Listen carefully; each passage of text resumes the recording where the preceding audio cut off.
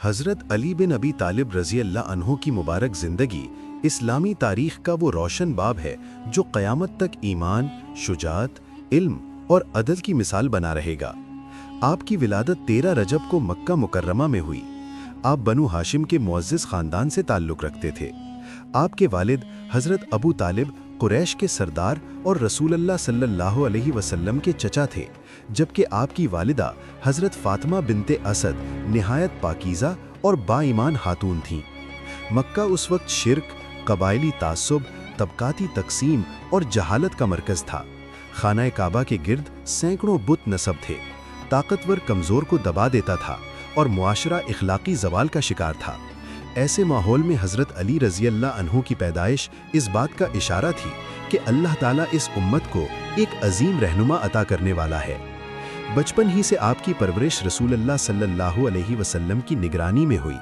مکہ میں قحط کے زمانے میں نبی کریم صلی اللہ علیہ وسلم نے اپنے چچا ابو طالب کا بوجھ کم کرنے کے لیے حضرت علی کو اپنے گھر لے لیا۔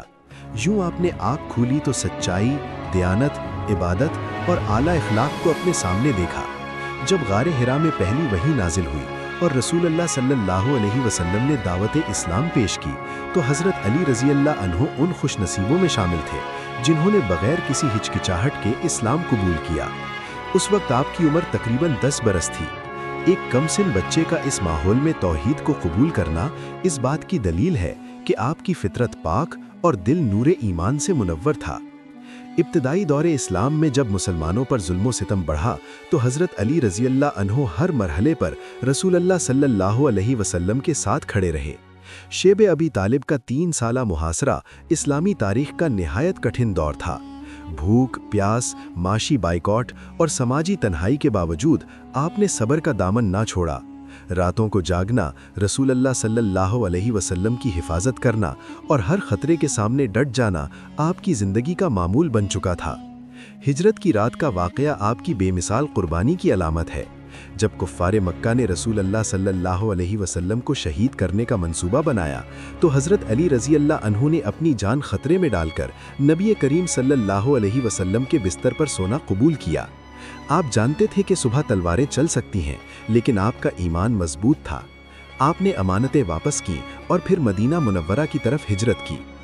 مدینہ پہنچ کر آپ نے اسلامی ریاست کی بنیاد مضبوط کرنے میں اہم کردار ادا کیا۔ مواخات کے موقع پر رسول اللہ صلی اللہ علیہ وسلم نے آپ کو اپنا بھائی قرار دیا۔ یہ اعزاز آپ کے مقام کی دلیل ہے۔ مدینہ میں اسلامی معاشرہ تعمیر ہو رہا تھا اور ہر بڑے مرحلے پر حضرت علی رضی اللہ عنہ پیش تھے۔ غزوہ بدر میں آپ نے کفار کے نامور سرداروں کا مقابلہ کیا اور شجاعت کی مثال قائم کی۔ غزوہ احد میں جب حالات نازک ہو گئے تو آپ رسول اللہ صلی اللہ علیہ وسلم کے دفاع میں ڈٹے رہے۔ کئی زخم آئے مگر قدم پیچھے نہ ہٹے۔ غزوہ خندق میں عمر بن عبد الودود جیسے طاقتور پہلوان کا مقابلہ کرنا آپ کی جرت کا مظہر تھا۔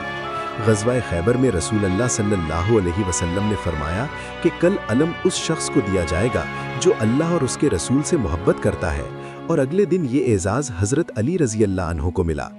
آپ نے خیبر کا قلعہ فتح کیا اور اسلام کا پرچم سربلند کیا، اسی لیے آپ کو شیر خدا کہا جاتا ہے۔ حضرت علی رضی اللہ عنہ کی ازدواجی زندگی بھی سادگی اور تقوی کی مثال تھی۔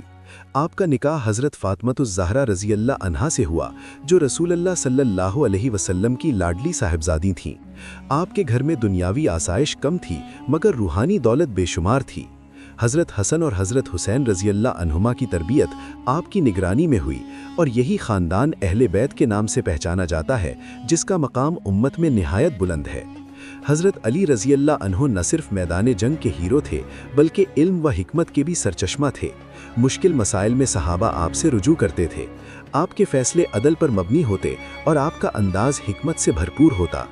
آپ کے اقوال آج بھی نصیحت اور دانائی کا خزانہ ہے۔ 35 ہجری میں حضرت عثمان رضی اللہ عنہ کی شہادت کے بعد امت ایک نازک دور میں داخل ہوئی۔ حضرت علی رضی اللہ عنہ کو چوتھا خلیفہ منتخب کیا گیا۔ آپ کے دور خلافت میں کئی سیاسی اور سماجی فتنے سر اٹھا چکے تھے۔ جنگ جمل اور جنگ صفین جیسے واقعات پیش آئے جنہوں نے امت کو آزمائش میں ڈال دیا۔ آپ نے ہر موقع پر عدل اور صبر کو ترجیح دی۔ خوارج کے فتنے کا سامنا بھی آپ نے حکمت اور بہادری سے کیا۔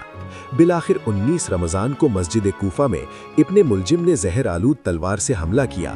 آپ نے فرمایا کہ اگر میں زندہ رہا تو خود فیصلہ کروں گا، اور اگر شہید ہو جاؤں تو انصاف کے مطابق بدلہ لیا جائے۔ 21 رمضان کو آپ اس دنیا سے رخصت ہو گئے۔ آپ کی شہادت امت مسلمہ کے لیے ایک عظیم صدمہ تھی، لیکن آپ کی زندگی ایک ایسا چراغ بن گئی جو کبھی بجھ نہیں سکتا۔ حضرت علی رضی اللہ عنہ کی شخصیت شجاعت، عدل، تقوی، زہد اور علم کا حسین امتزاج تھی۔ آپ طاقت کے باوجود عاجزی اختیار کرتے، حکومت کے باوجود سادگی اپناتے اور علم کے باوجود انکساری دکھاتے۔ آپ کی زندگی ہمیں سکھاتی ہے کہ اصل کامیابی حق پر ثابت قدم رہنے میں ہے، چاہے حالات کتنے ہی مشکل کیوں نہ ہوں۔ آپ کی سیرت نہ صرف مسلمانوں کے لیے بلکہ پوری انسانیت کے لیے عدل، حوصلے اور روحانی بلندی کا پیغام ہے۔ حضرت علی رضی اللہ عنہ کی ولادت 13 رجب کو مکہ مکرمہ میں ہوئی۔ یہ واقعہ نہ صرف اسلامی تاریخ بلکہ انسانیت کی تاریخ میں ایک انمول لمحہ ہے، کیونکہ آپ کی پیدائش خانہ کعبہ کے اندر ہوئی، جو اس بات کی علامت ہے کہ آپ کی زندگی اللہ تعالیٰ کی خاص رضا اور منصوبہ بندی کا حصہ تھی۔ آپ کے والد حضرت ابو طالب قریش کے ایک معزز سردار تھے، جو اپنی بہادری، شجاعت اور اپنی قوم میں عزت و وقار کے لیے جانے جاتے تھے۔ آپ کی والدہ حضرت فاطمہ بنت اسد ایک نیک، پارسا اور باوقار خاتون تھیں، جو اپنے اخلاق اور ایمان کی وجہ سے مکہ کے معزز گھرانوں میں شمار کی جاتی تھیں۔ ایسے ماحول میں پیدا ہونے کے باوجود حضرت علی رضی اللہ عنہ کا بچپن عام بچوں جیسا نہ تھا۔ ان کی زندگی ابتدائی دنوں سے ہی اللہ کی رضا اور دین اسلام کے لیے مخصوص تھی۔ آپ نے بچپن ہی میں سچائی، امانت اور اعلیٰ اخلاق کے اصول دیکھے اور سیکھے، کیونکہ آپ کی پرورش براہ راست رسول اللہ صلی اللہ علیہ وسلم کی نگرانی میں ہوئی۔ روایت ہے کہ آپ کے بچپن کے دنوں میں مکہ میں قحط اور غربت عام تھی، مگر آپ نے کبھی اپنے خاندان یا ذاتی آسائش کے لیے کسی سے ناجائز مدد یا سہولت نہیں لی۔ نبی کریم صلی اللہ علیہ وسلم نے حضرت علی رضی اللہ عنہ کی پرورش اپنے گھر میں کی، تاکہ آپ کی تربیت توحید، عبادت اور اعلیٰ اخلاق کے اصولوں کے مطابق ہو۔ آپ نے نہ صرف عبادت کا طریقہ سیکھا بلکہ صبر، شجاعت اور قربانی کی ابتدائی مثالیں بھی اپنی زندگی کے پہلے سالوں میں دیکھیں۔ جب رسول اللہ صلی اللہ علیہ وسلم پر وحی نازل ہوئی اور آپ نے دین اسلام کی دعوت شروع کی، حضرت علی رضی اللہ عنہ سب سے پہلے ایمان لانے والوں میں شامل ہوئے۔ آپ کی عمر اس وقت تقریباً 10 سال تھی۔ یہ امر نہایت قابل غور ہے کہ ایک کم سن بچے نے مکمل شعور کے ساتھ اسلام قبول کیا، جس سے ظاہر ہوتا ہے کہ آپ کا دل فطری طور پر حق کی طرف مائل تھا۔ آپ نے اپنے بچپن میں ہی دین اسلام کے بنیادی اصول، ایمان اور اخلاق کی بنیاد رکھی، اور یہ سبق آگے چل کر پوری زندگی میں عملی طور پر نظر آیا۔